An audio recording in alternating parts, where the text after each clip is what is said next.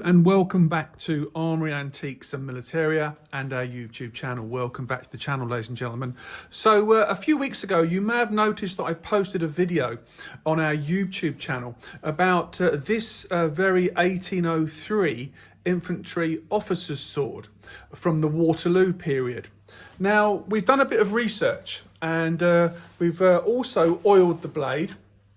And you'll see me holding the blade in a minute, and if you see me touching it, don't worry, it'll be cleaned again afterwards. But the point is we wanted to bring and revisit this sword because we found out some very interesting information in regard to the sword itself. Now, obviously, when this came to us, as I said to you before, the sword was in quite a state. And it had been hanging on a wall for, as I said to you before, on a wall for over 60 years. And I'm not joking here, guys, over 60 years. Now, we haven't waxed or cleaned any of the main mounts because we disagree with that. We had a guy on the YouTube channel the other day arguing that, oh, it's much better to clean things than to leave them alone. I disagree with you if you're watching. You should leave things well alone and just oil the blades. And I can name names about all the people I've known over the years and all the experience I've got like you did, but I don't need to because we know what we're doing. Okay, so when we look at this sword here, it's uncleaned, unrestored, untouched, as you know from our previous video. But when we actually cleaned the blade in order to make sure it's saved for the future and also just to remove any dirt or grime or detritus, we removed that, and what we found was quite interesting. And I'll try and show you on the video. It's not so easy sometimes to zoom in on things because of the reflections on the blade. But what we've got on the blade, and as I said, you might not be able to see it. We've got a battle honour here, which I'll talk to you about in just a second. But the battle honours, we've got one here. We've got another one in a panel here. And I'm desperately trying to show you on camera, but it's all to do with light and reflection. We've also got another battle honour here. We've got the 28th of foot on here, etched onto the blade. We've also got a king's crown with a lion on top. We've got a grenade here, and then we've also got at the top here the king's crown. Very difficult to show you, so you've got to believe me on this one, guys. And ladies and gentlemen, it's very difficult to show you with the reflections on the blade. So these battle honours, what we've got, what I can make out on the etching is that we've got the battle honours of Waterloo, Egypt, and Albahera.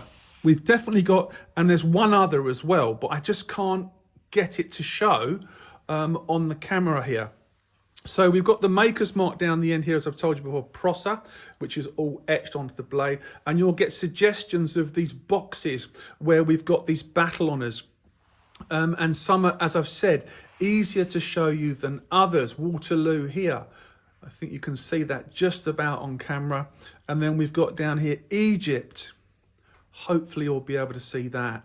And as I've said, the 28th of Foot Battalion there, the crown, the lion, the grenade, and also another crown. Now that's repeated on the other side. And as I said, in the right light, you'll be able to see it. We've got the crown here, we've got the grenade, we've got another crown here with a lion on top, 28th of Foot, and then we've got Egypt battle honour there. We've got something else here, we've got Waterloo here, and we've got another battle honour in this panel down here. But what makes this even more interesting, if I can get it onto camera for you, is on the spine of the blade just here, we've got a man's name. Now, many of you will think, oh, it's just the manufacturer's mark. Well, I don't think it is, because we've got the maker's mark here of Prosser on both sides of the ricasso, which I've told you about before. You can see it there, hopefully. Prosser, sorry, it's a bit fiddly, but the name is across here, Prosser, and we've got it on the other side here as well. Is that we've got another name on the spine here, and this name is Edward, and then we've got a full stop, then it's E-M-B full stop, and then the surname of Hill. And then there are two letters afterwards which we're trying to make out, but it's very difficult to make out. Now, we believe this to be the initials of the original owner of the sword. Now, I've done quite a lot of research, which you'll see on our website. And what we found out so far is, despite all the etching and the beautiful decoration on the blade, which is fantastic, We know that this sword was owned by a lieutenant, and we think it was owned, as I've said to you, by this lieutenant whose initials and name are on the back of the blade, the name of Hill, Lieutenant Edward Hill.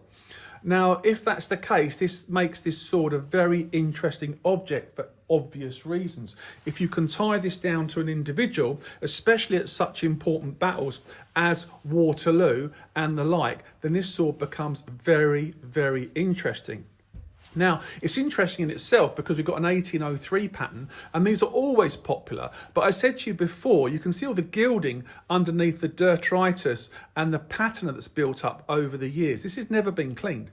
This has been in Devon, I think, since the end of the Napoleonic War, because when you look into the 28th of foot, which we've got written on the blade here, or etched onto the blade on this side, and we've got it etched onto the blade on this side, the mirror image, if you like, 28th of foot.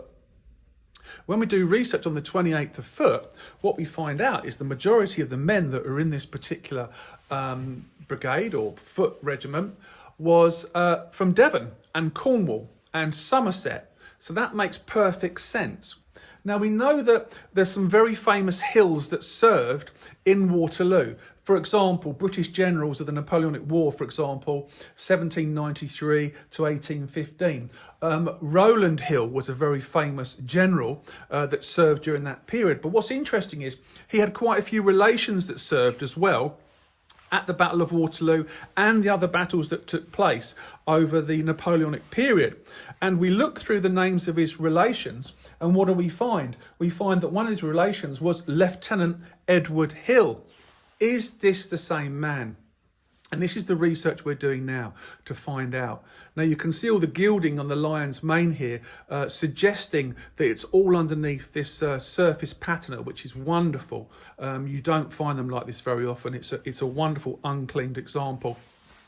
But in addition to that, we find that we've got lots of other information around what happened to this lieutenant, how long he served for. We're doing more research into that. And of course, we're trying to look after and conserve this sword to the very best of our ability. Now, there is a connection also here that's quite important. When we talk about Lieutenant Hill, who probably owned this sword, and we said about the 28th of Foot Regiment that served at Waterloo and all different sorts of major battles during the Napoleonic Wars, we find that the 28th of Foot, which this sword belonged to, was mentioned, one of the only English regiments to be mentioned by the Duke of Wellington at the Battle of Waterloo, or after the Battle of Waterloo. And he specifically mentions the 28th Foot regiment. And there's strong connections, as I've said, at Waterloo 1815, that the 28th was part of the 8th Brigade in Lieutenant General Sir Thomas Picton's 5th Division, which is interesting, which was part of Hill's Corps. Now, this regiment distinguished itself and was mentioned by name by the Duke of Wellington, as I said, in dispatches. Now, we've also looked at research on the name on the back of this blade, where we've got Edward, then we've got EMB Hill, and we've got 2 letters afterwards. Now, EMB from research as well, which we're not saying is correct, but we're just saying from our research, can often mention or be an abbreviation for when someone is mentioned in dispatches in the British Army. Now, it's unusual it's in the middle of the name, but nevertheless, they were mentioned in dispatches by the Duke of Wellington. So is it something to do with that? Now, there's lots of you out there that collect swords like this and are interested in the Napoleonic Wars and also the Battle of Waterloo. This is an ongoing project for us. We're not selling this sword. We've decided we're not going to sell it. We're going to research it because we find it far too interesting and in wonderful condition to let this go without properly doing the research and finding out more about it. Now, as I said, the etch panels and the etching on the blade, sadly, is difficult for me to show you in this light and on camera. But when you've got it in the hand and you move it around, you can see all of the etching and the 28th of Foot letters here and numbers, all the battle honours and crowns. It's a beautiful sword. It really is. It's so light in the hand. And yeah, the decoration is mirrored on both sides. But this name on the back really has our interest. Now, we could lightly clean some of the mounts, as I've said to you before, but we're a bit reluctant to do that because it's, when I say it's patina, it's genuine patina that's built up over many, many years. And, you know, you could make it shiny and new like some people would do. We will carefully look over this to find out if there are any initials or other names on it, of course. But this sword requires a lot more attention from us in so much as finding out more research around Lieutenant Hill and the story of this sword. Now, it makes perfect sense, doesn't it, from what I've said, that this sword is in Devon. Because, as I've said, the majority of the men that served in the 28th of Foot were from Devon. They were from Cornwall, they were from Somerset, and there was quite a large contingent from Ireland as well. But it makes perfect sense that this sword has been in Devon ever since the end of the Napoleonic War. Hence why, as I said to you, we know it's been on a wall for 60 plus years because of the condition and the story we had from the family who owned it before us. So this sword, we think, is very, very interesting. And we need to really drill down and find out more information about this man, which is mentioned on the back or etched on the back, professionally etched on the back, which would have cost quite a lot of money at the time, with the name of the individual. But again, we've got all these battle honours and the history of the man, which we must look into. Now, from the last video, as you know, we've got the original scabbard. Now, I need to be really careful when I pick this up because it's very, very, it will bend. It's just leather. And I showed you the condition of the scabbard, which is remarkable. It's a remarkable survivor from the period. And I still need to apply a very good quality wax to this to feed the leather as an organic material. And I have shown you before, up here, we've got the maker's mark, as you can see. Prosser, who manufactured the sword. So we're looking after this scabbard very carefully and handling it very carefully because we want it to remain in superb condition as it has done for a long, long time, since, you know, the Napoleonic Wars, 1815. My birthday, the 18th of June, 1815, was the anniversary of that battle every year, the 18th of June. So it's easy to remember for me. And of course, the battles around and building up to the Battle of Waterloo are equally fascinating because, you know, when you start to drill down and read about what happened and how close run these battles were, and the lancers from the French side and the casualties that were caused because of things that happened, it's a fascinating era. And I can go on about it for ages, but you need to look into it yourself. So anyway, this is a part 2 video on this 1803 pattern infantry officer's sword, which we believe to have been owned by Lieutenant Hill. And he definitely was at the Battle of Waterloo and the other battles that I've mentioned. As I've said, Waterloo, Egypt, and also Albuquerque, and one other. But we can't quite make out the battle honour on the blade. It's a matter of looking at it in the right light. But we will identify that eventually. So yeah, so look out for another update on this sword. If you've got any other information that you'd like to add in the comments down below, we would welcome your comments on this particular sword. Look, my specialism, as you know, here at Armoury Antiques and Militaria, and the real specialist knowledge that we have is around Japanese swords and armour and English Civil War swords and armour from the 17th century, etc. When it comes to British and English swords, which this is, obviously other people have more in-depth knowledge around perhaps resources or perhaps information on particular aspects of 1803 pattern infantry officer swords, and of course the Battle of Waterloo. And as we say to everyone, you can't know everything. Every day is a school day. We're all learning in this hobby, and when we get something special like this come along, it's always lovely for people to share information and add things in the comments so it leads us in a direction perhaps that will help us. You know, we're not too shy, we're not too arrogant to ask for help if someone out there knows a little bit more than us, because there's always someone that knows more than you, isn't there? The day you think you know everything is the day that really you should give up, because you don't know everything. There's always a variety, there's always a different type of object that turns up that questions what the norm is, and that's what we love about the collecting hobby, isn't it? We find things that are unusual. We love this sword. I think you can get that from what I'm saying here. We wanted to share it with you so you know this is a part 2 video on this 1803. pattern infantry officer sword, which we believe named to the individual that owned it and was at such iconic battles and pivotal battles during the Napoleonic period. We love it. 1803 patterns, you see a lot of them with blue and gilt blades, as I've said before, which are very gaudy and very gold as they would have been originally, but they weren't always blue and gilt. And we've got all the etching remaining on this sword. It's a real fighting sword and a really great sword in the hand, and it's a privilege to have it here at Armoury Antiques and Militaria.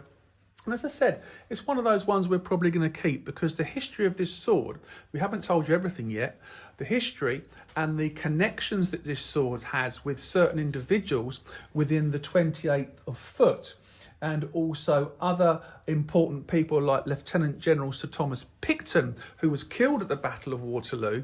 That's why we're keeping it, because this sword has a lot of history that we believe in our future. That's my wife and I in this business, Armoury Antiques and Militaria. We need to keep it because this tells a story that connects with many things that we need to share with people in the future. Okay, well, thank you very much for watching this video. We think it's a wonderful sword, don't we, Angela? We do. And it's been a privilege to look at it and to find out that the etching, once we cleaned the detritus off of the blade, which was years and years of detritus, and we very gently oiled it and wiped it over, and believe it or not, things started to appear on the blade, which was a lovely thing to find. We'd have never, with the condition of this when it came in, because it had a load of patina and dirt on the blade, all you saw that it was a steel blade. Once we cleaned it very gently with oil and we slowly rubbed it very, very gently so we didn't damage the etching or anything else, we found that all the etching on the blade in the battle honours and also the 28th of foot and all the grenades and the king's crowns and everything came out. They were simply covered in dirt, and probably a lot of the dirt from inside the scabbard that had accumulated over many, many years. Well, tell us what you think down in the comments. We'd be interested. Thank you very much for watching. Don't forget to give us a thumbs up and a like. You watching, don't forget to subscribe because it helps with the algorithm to get our videos out there to other collectors, historians and investors. And we look forward to receiving positive comments and any suggestions that you may have around further research areas for this particular sword, because we think it's worth it. We really do. Next time you see it, what I'll do is I'll wax the scabbard to feed the leather as is needed with these things.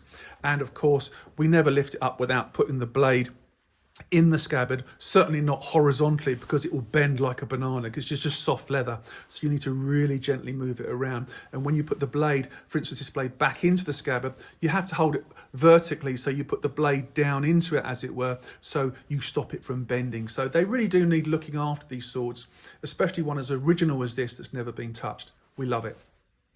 Anyway, I'll stop dribbling on the sword because I think it's a wonderful object. I hope you've enjoyed the video, and we look forward to doing another video for you either today or tomorrow. And as you know, we produce over 30 videos a month, more than any other antiques, arms and armour dealer or military or antiques dealer in the United Kingdom and indeed the world. Our reputation is second to none. With a 5-star business rating on Google Business because we're a proper business, a professional antiques, arms and armour dealer, and we let the public speak about the services and the objects that we offer to people. That's why we've got a 5-star rating and other people haven't. Work it out for yourself, ladies and gentlemen. We're honest, transparent, and we're trusted, the most trusted in the United Kingdom. And I might argue, the world. Thank you very much for watching, and we'll see you soon.